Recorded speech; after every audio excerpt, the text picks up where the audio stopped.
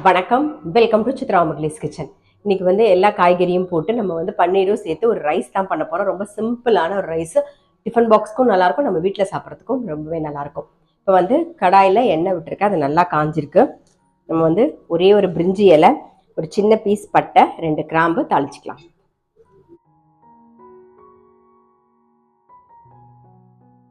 வெங்காயம் ஒரு 2 வெங்காயம் கட் பண்ணியிருக்கேன், அதுக்கப்புறம் இஞ்சி பூண்டு நசுக்கி வச்சிருக்கேன், அதையும் சேர்த்துக்கலாம். நம்ம வெங்காயம் லைட்டாக கண்ணாடி மாதிரி வதங்கணும், ரொம்ப கலர் மாறணும்னு இல்லை, லைட்டாக வதங்கணும். அதே மாதிரி இஞ்சி பூண்டோட பச்சை வாசனையும் போகணும்.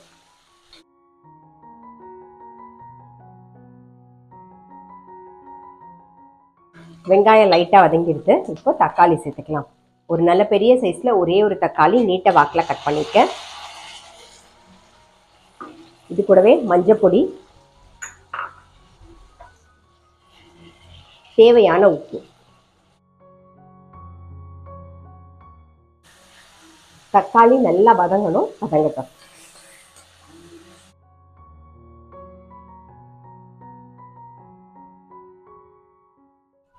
கொஞ்சமா புதினா இலை, கொஞ்சம் கொத்தமல்லி.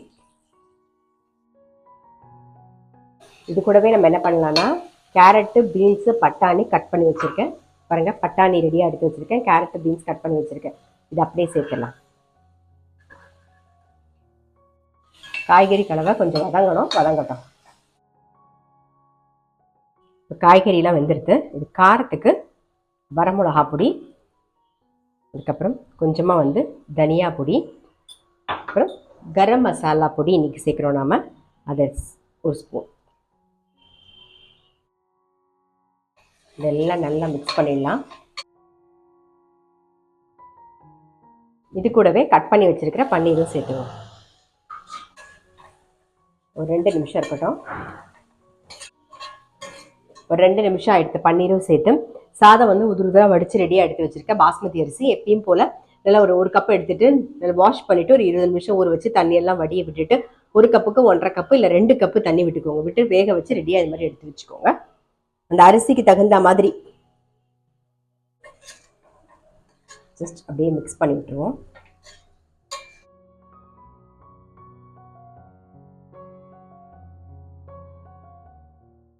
கொத்தமல்லி சேர்த்துக்கலாம்.